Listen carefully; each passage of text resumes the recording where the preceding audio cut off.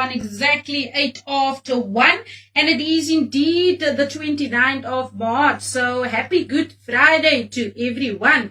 And that was a sound called Old Me. And that is by Augustineo. And he's sitting right here in studio, so he's just going to be telling us a little bit more about how his journey got started in the music industry. So Kevin Matthys, aka Augustineo Matthys, born in Mitchell's Plain, who was always referred to as the boy who danced before he even walked. And at the age of 6, he was dancing to all Michael Jackson's songs with dance moves that would stun even professional dancers. So here to tell us a little bit more is Augustineo. So good afternoon. How are we today? Good afternoon, everybody. And how are you doing? How do I pronounce your name? Chesney. Chesney. Shout out to you personally. It's only a pleasure. So let's firstly start by how the passion for music developed.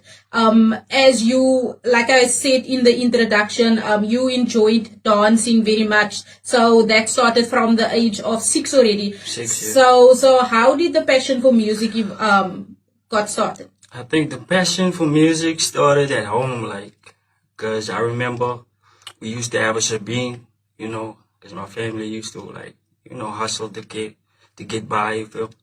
So they were always playing music. I would be alone most of the time, when my mom's be getting that money, you understand. So yeah, I just always isolated myself, and I just had music around me, you understand. So I had Michael Jackson as a role model, as a personal friend, you understand. I believe there's many kids out there also with the same vision.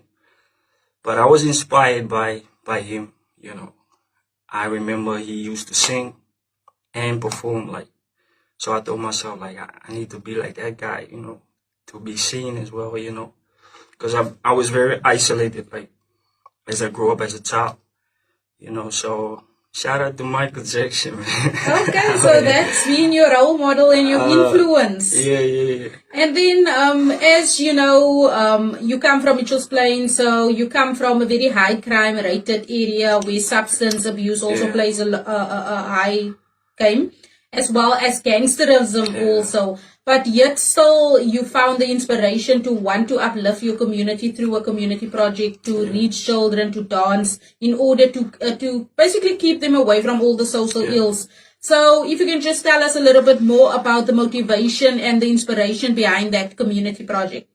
The inspiration and motivation behind that project is family based as well. It's basically everything I do is based on the journey of my life, what I can do, what I have to offer, I do that, So it comes from unprivileged, families, my family more privileged now, but we used to be unprivileged, So we didn't have much to do, There was always just niggas on the streets with role models and stuff, But music was always a positive thing for us to come together. So as I grew in music, performing and taking stages and inquiring the knowledge of music, performing as an artist myself, because I'm an international artist right now. And I used the concept that I use to motivate myself or spend time with myself or just create a happy place for myself. I created that into a program. It was called Rise Above Odds, Rise above your circumstances, you feel. So it's based on that. We do dancing, but it's always rappers around and singers around, so we do that on the side. But the program was based on choreography, hip hop, So that's what it's about. Okay, nice. Getting the children off the street and influencing, or rather showing them that there is positive role models also in the community, irrespective of your circumstances. Yeah. So how would you personally describe your style of music? My style, I do different styles, because I love music. I've been in love with music since the age of 6, so. So you're not bound to hip hop? I'm not bound to hip hop because if you can, I got a playlist of my songs, or most songs that I did is different genres, I got people listening like in other countries also listening to my music, so I do different genres, It just come I didn't master it. Yeah, but So how would you say personally music has evolved you personally as an individual, and also taking in account, if you can maybe share one of the greatest challenges that you were faced in order to make it in the music industry, because it can be very harsh. can be harsh, yeah. Okay, that's personal for me. Like music, I just let anybody or everybody out there know that this is personal for me. It might be business for somebody else, but I put my heart into this. Um, Music has always been there, but like the time when I really started taking it serious was the time when I was on the streets, kicked out the house, I was basically homeless, bouncing from this neighborhood to that neighborhood. I can name a few. I can name Belhar, Pontevo, Lentegier, all over Mitchell's Plain. I've been there, and there was this one night I was smoked up. I used to smoke a lot of weed. I was smoked up, hanging with my homies on the corner. So there was like a fire also, like on the block where we were standing. So my homies went into the yard. I was standing outside, like the fire was burning, and I just saw like a piece of cardboard laying there and charcoal, all over the place. So I just like got sentimental in that moment, because everybody kicked me out, I'm alone. I just felt alone in that moment.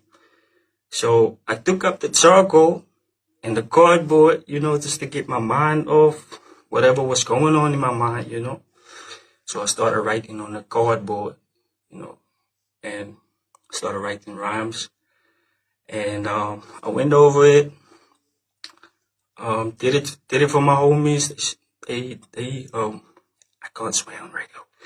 Definitely not. They messed with it, most definitely. They messed with it, and it lifted me up. Like it brought me out of the dark moment that I was in, So since that day, I became like what I am today, Okay, nice.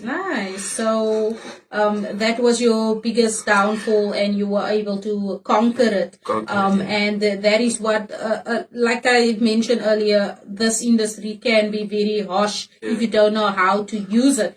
So, walk us through a typical creative process session for you. Like, and also taking in account, your support structure.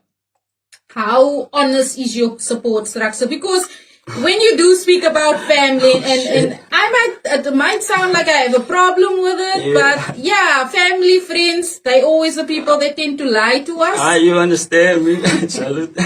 So yeah, take us through that process.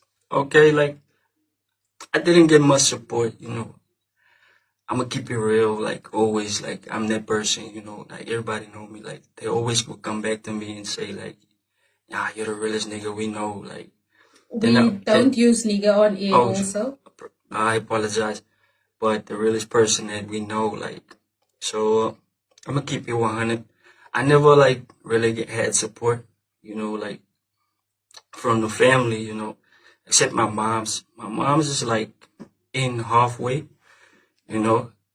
Say 70% right now because I recently came from Europe, Okay, nice. Yeah, doing music that side. But I never had like a role model or someone to push me, to do music. I always had the passion to do it. That's why I did it, and I never gave up. Like, what was the other question? But who's the people you bounce your music off to? Like a whole lot of people. Man, can I send a shout out to Parliament Productions and Brainchild Productions as well? And there's a whole lot of other companies that I can't mention right now, but them niggas got my back right now. So we do apologize for the use of niggas. So yes. I actually had to play a disclaimer here, but unfortunately I don't have a disclaimer, so I'll be the disclaimer. We apologize. We apologize. And then, like you've mentioned, you just want to say thank you to them, but how well do you deal with criticism, as social media plays a vital role, especially as an artist? I would assume that is your biggest platform that you push your music out to, as you don't always know who you get to interact with. Like, critics, bro, like, I really struggle to get people from Cape Town, South Africa, like, to really like mess with my music, you know. But I appreciate the small audience I have, you know. Like, most people on social media would be from other countries, like replying or want to work with me, you know, because the music I put out there is like, it sounds international. But ik is a colored, like, yeah, ik kom van de colored community af. En as a struggle, man. As a struggle online and like in real life as well, you know, like to give people support. Since they are means as a support. I hear you, but how do you deal with the criticism? That's what I want to know. How do I deal with it? Like, I pray, like, Because I pray or I make another song. you know, whether I know you or don't know you, especially here